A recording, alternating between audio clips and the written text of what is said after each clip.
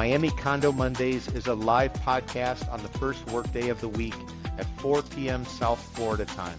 The program features former journalist and current Wall Street consultant Peter Zaleski of the Miami Condo Investing Club and former lender and veteran condo broker Jenny Huertas of CVRRealty.com.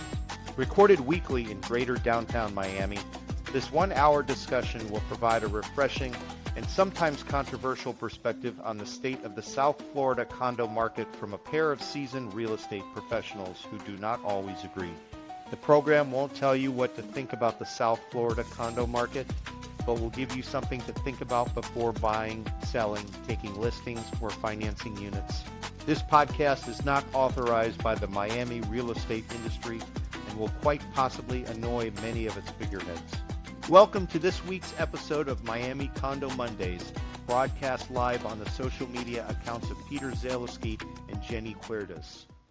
Happy Monday, Miami. This is Miami Condo Mondays, a 1-hour podcast about what's going on in the South Florida condo market.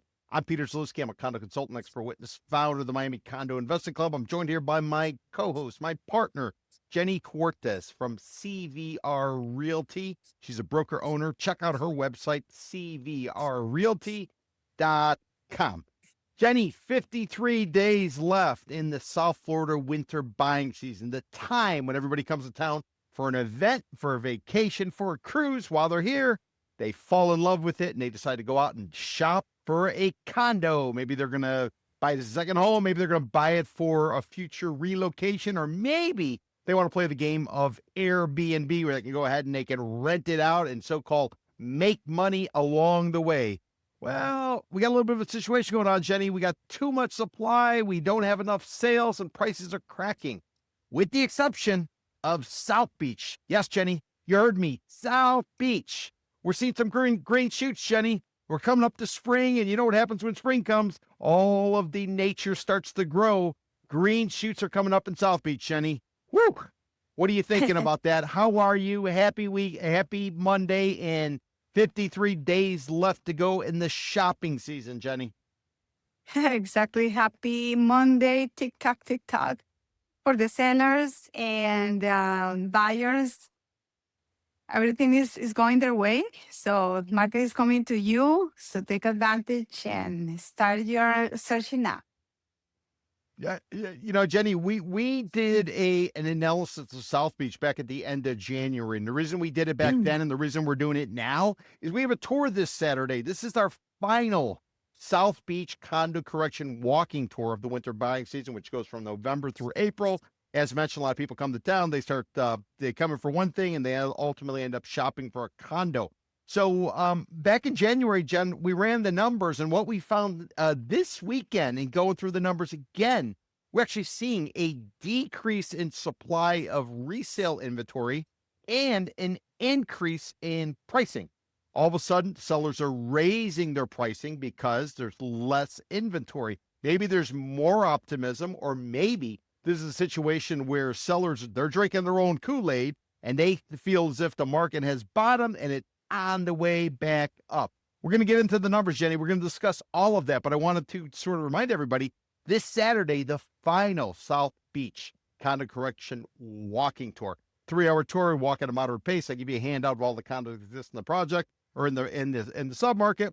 I teach you how to analyze condo projects. You get in your steps. You learn all about figuring out which buildings make sense, because what we always say is, you find the building. Once you find the buildings that make sense, then you drill down and you ultimately find the units that can work for you. So if you are a buyer, if you're working on your own, if you're a buyer working with a realtor, bring the realtor along. If you're a listing agent and you can't sell the damn thing, you're trying to figure out why, come on the tour and maybe we can help you crack the code.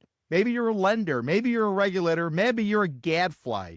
Everybody's invited. It goes from 10 to 1 o'clock. We're going to meet on Lincoln Road in Washington at 10 o'clock. Jenny, can you believe this is the last South Beach tour of the winter? Yes, time is going too fast this year. I guess lately, but it's a tour that you need to take because South Beach has such an eclectic mix of properties. And if you're a realtor, you're new in the business, you probably want to learn in the best way. And the best way is walking it and analyzing from the outside with the stats. There is nothing out there in the market that can teach you that. Now, if you were saying to yourself, I really want to take the tour, but I can't walk it, you should know we're doing a bus tour. We're going to have a bus tour. We're going to do South Beach, Middle Beach, North Beach, Surfside, Bell Harbor, and Bay Harbor Islands. We're going to be doing it on the first Saturday in May. That'll effectively be our last tour of the winter buying season. If you want information on that tour, or if you want information on the tour this Saturday on March the 14th at 10 o'clock, go to miamicondo.club or go directly to the ticket broker, which is, the website is miamicondoclub.eventbrite.com. Jenny, what do you prefer? You prefer walking it, or you like to be in the bus leaning back with the air conditioning, or maybe a stop along the way? You get hampered, and ultimately you get overwhelmed with information. So you like to sit back and take it all in, or would you rather walk sort of the market you're looking and interested in? It's a completely different experience, because when you walk, you are focusing in this area, which is not as large as you can cover when you're in the bus. When you're in the bus, you can cover a lot of territory, and you have more information. But I think you should consider both, just because in South Beach, when we walk, we really, really cover the distance. I mean, South Beach seems small in the map, but it's not as small as it seems. So it's interesting to walk it. And if you already did the walk tour, then you should take the bus. And if you take the bus because you don't want to walk, it's also valid, but it's just different.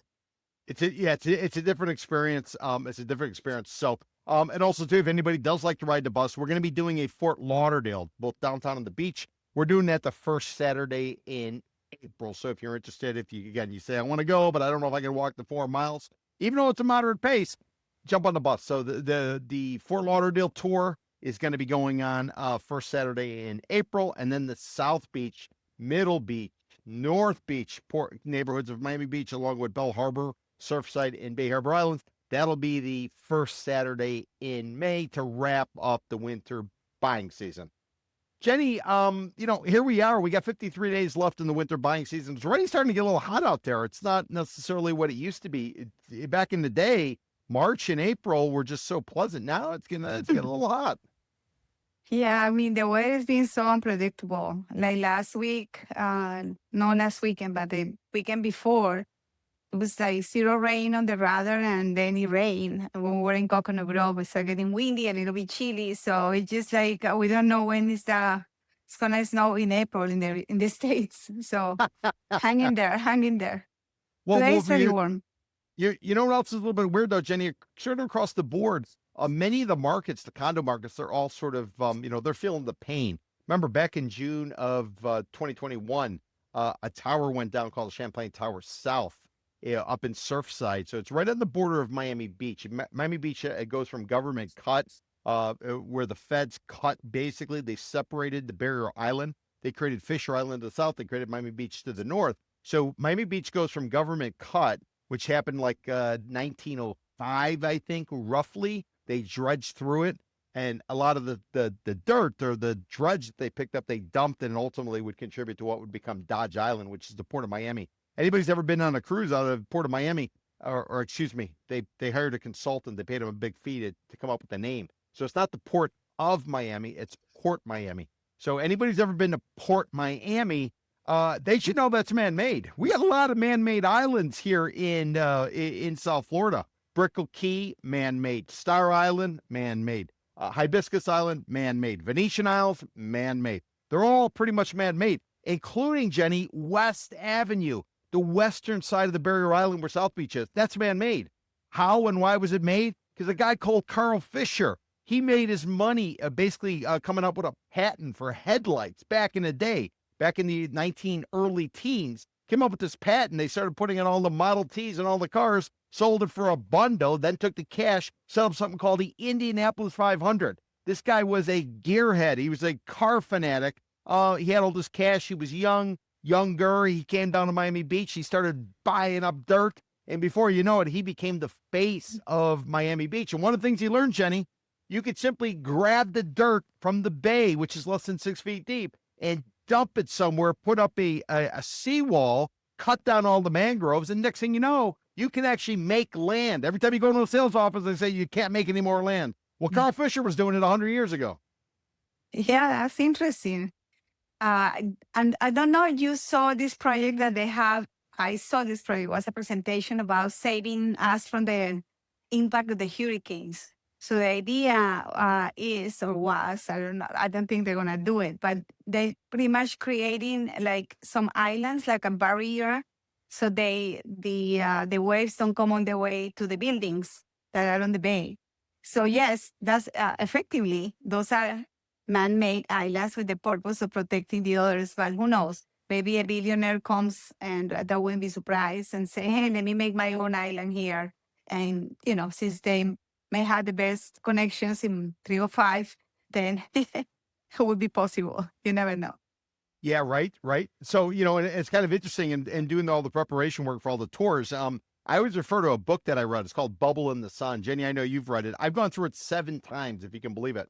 But the book is so good because it's nonfiction. It talks about 4 of the key developers in Florida during the 1920s land boom. One of them was Edison Meisner, the guy who basically came up with the architecture a lot of people recognize and associate with Florida. They call it Mediterranean Revival or Spanish Mediterranean Revival, something along that lines. But basically, this gentleman was an architect. He went over to Spain. He was studying. He really fell in love with it, came back, drew up some stuff up in Palm Beach County when a guy called Henry Flagler was creating Palm Beach Island because he had a railroad. Ultimately, that railroad would go to the city of Miami and lead to the city of Miami 1896. And he ultimately took it all the way down to Key West. So this Edison Meisner was one of the players in the books. Another player was a guy called George Merrick. He took his family's, basically its plantation, its farm, where they used to peddle vegetables and fruit over in downtown Miami back in the day, more than 100 years ago. He created Coral Gables, and then the other guy who really put it on the map of the 4, but 3 of them are in South Florida, was Carl Fisher. I mentioned a little bit about Carl Fisher, but it was interesting when Carl Fisher came in, Jenny. Think about this. Miami Beach basically only had like 2 owners. South of 5th were 2 brothers. Family had moved down. The father, I guess, was on the Confederate side during the Civil War. They moved down here. They owned basically south of 5th, called the Loomis Brothers or the Brothers Loomis. They also had some stuff over on the north bank of the Miami River, in and around where they have Loomis Park, if you will. There's a Loomis Park over in Miami Beach, but there's also one in north bank of the river, right by Casablanca in Garcias. And then if you look at who else owned it, there was a guy called Collins, Old Man Collins, John Collins. He set up what would become ultimately, I guess, an avocado farm. They tried mangoes, coconuts, stuff like that. And Jenny, some interesting parts about it. There's a canal right on Dade Boulevard on South Beach. He actually dredged that so they could go ahead and he could grab his crop. He could put it on barges and ship it over into downtown Miami where they could either sell it or I guess they could probably set it up north on Henry Flagler's train. So, it's really kind of fascinating. That's Dade Boulevard Canal. I did that in a paddleboard. So I started in the park. What is the name of the park with the beaches? Maurice Gibbs Park. You start there and then you go around the islands and you go all the way up to 41st and go down on that canal and you ended up again in the bay. But I never knew that it was with the purpose of, like transporting the vegetables that they were growing there. I see, very interesting. Well, and then as part of that, because they were afraid of the winds coming off the Atlantic, they actually wanted to grow a bunch of trees that would break up the wind coming off the Atlantic going west, because the farm was to the west, up in and around there, around 41st Street, going all the way up to like the edge of, beginning in North Beach or so. So he's the guy who planted the pine trees. You know how you got Pine Tree Drive? That was all put up as a barrier. It wasn't put up for aesthetics. It was put up as a barrier to protect some of his trees for the winds coming off the Atlantic. So I find it kind of fascinating. So when you hear Collins Avenue, which now they renamed Jimmy Buffett Boulevard, it's also known as State A1A. That was Old Man Collins, and that was his property. His property, Jenny, if memory serves me correct, he went from like 16th Street all the way the hell up to like 67th or so, 69th. That's how much Mr. Collins had. And then Carl Fisher was able to come in and pick off pieces, and along the way, he basically put together a ton, and he made a lot of land in what would become Miami Beach. Wow, that's fascinating. It really is. That's why you guys have to go to the tours, because when you go and he's telling the stories and we're in those streets or those parks or whatever, you just can't imagine how it was. And it seems like a long time ago, but it's only 100 years ago or so. Yeah, well, and speaking of that, one of the places we're not going to tour, but a real key part, one of the golf courses, it was called Lagorce Country Club. It's a private country club. That's actually named after a guy who was an editor of National Geographic. Remember, everybody, back in the day, you used to read stuff with hard copy. National Geographic had pictures. It was exploring. You listened to the radio. It wasn't until TV came in, the 1950s or so. So old man Fisher, when he was putting together all this stuff, we're talking about basically the teens, and we're talking about the 20s. So National Geographic was really something to see. And they actually named the country club after Fisher's buddy, old man Lagorce. So Lagorce Country Club was an editor over at National Geographic. What a small world. What all of these different names you always hear about. You never really put a name to a face. But this is some of the ways that we try to bring the history and we apply it to what's ultimately going on with the condo market. Yeah, that's so interesting. Actually, when you mention pine tree, those pine trees are the Australian type, so they're very invasive. So they're taking the road apart. So it's interesting that they never thought what kind of pines would be best. And now they have problems with the roads back there, in that area for the pine tree, because those are, they're not native trees. So yeah, it's all of it is super interesting. I don't know, because you and me love history, that we find it amazing. And some people like, whatever. I just want a condo in Collins Avenue. But it tells up everything. Just the concept, why is the way it looks, and why even those expensive islands that are, priceless now, that how they were actually born. It's interesting. Yeah, it was a necessity. It was a necessity because not Freedom Park, but Museum Park, where you got the Perez Art Museum and you got Philip Frost Science Museum. That used to be the harbor. That was Miami Harbor. Because the Port Miami didn't exist. Because remember, Port Miami is actually called Dodge Island, and that was man-made. And that came along the way because of dredging to kind of make it deeper. So, as a result of that, they need someplace to dump everything. Anybody that lives in Edgewater, maybe you guys have been to Margaret Pace Park. That's a nice park right on the water, in and around 17th Terrace, going north. That's all man-made. They dredged it up and they dumped it somewhere. A lot of places you go, they basically just dumped it and they kind of made it happen. Here we are 100 years later on a lot of this stuff, and I don't think you can do it that easily nowadays like they did back in the day. Yes, true. I think environmental problems will be a thing today because now we know. But back then, who knows what they did? They don't even know what they did. They just put it together and say, okay, let's call this whatever island. It's crazy. Well, I would tell anybody, listen, everybody, if you are interested in the historical side of what's going on in South Florida, two people I'd point to. One of them is almost like a professor emeritus. I don't think he's teaching anymore, but he works over at History Miami. A guy called Dr. Paul George. He does walking tours all over. He deals into the historical aspect of stuff. We don't claim to be historians. What we are is we're condo. I'm a condo analyst. I'm an expert. I admitted it in circuit courts in Miami-Dade, Broward, Palm Beach County, Southern District Bankruptcy Court of Florida. U.S. Bankruptcy Court's District of South Florida is where I've been admitted. So condos are my thing, but I'd like to sprinkle in the history because it kind of makes stuff make sense. Jenny, one thing that kind of makes sense is you had a big hurricane 100 years ago in September of 1926. When that hurricane came rolling through, you know what it did? It devastated a lot of stuff on the Barrier Island, a lot of stuff in South Beach. So you know what they did to respond? They started building buildings instead of being the stucco and everything, buildings that could withstand a bit of a storm. And they were going after a different market because we got hit with the Great Depression. Ultimately, the peak of the Great Florida Land Boom was in 1926. But Jenny, they need to rebuild. They need to continue to bring people down for tourism. Remember, you used to take a train down. If you had some cash, you'd get on Flagler's train, which came down to Miami. If you were more working class, you took something called Seaboard, which dumped you off in and around what today we know as Wynwood and Alapata. So if you wanted to go over to the beach and spend time, you couldn't afford necessarily to hang out with the fat cats. You had to go to an alternative. And you know what kind of building you went into? You went into what they call as Art Deco. Art Deco was a cheap version of building housing for the masses that come down here. They were using steel and other things where back in the day they weren't, and the hurricane hit it. And then they dressed it up. They put the colors on it. They made it all that. So they basically took cheap housing. They put lipstick on a pig, and now we love what Art Deco is. But Art Deco wasn't thought out. It was more of a reaction to try to take advantage of people coming into town, and because we were going through the Great Depression. That's super interesting. See, if I missed that part on the tour, or I was on the back or something, but that's fascinating that, it was a way, it was a response to something really big like this hurricane. I was so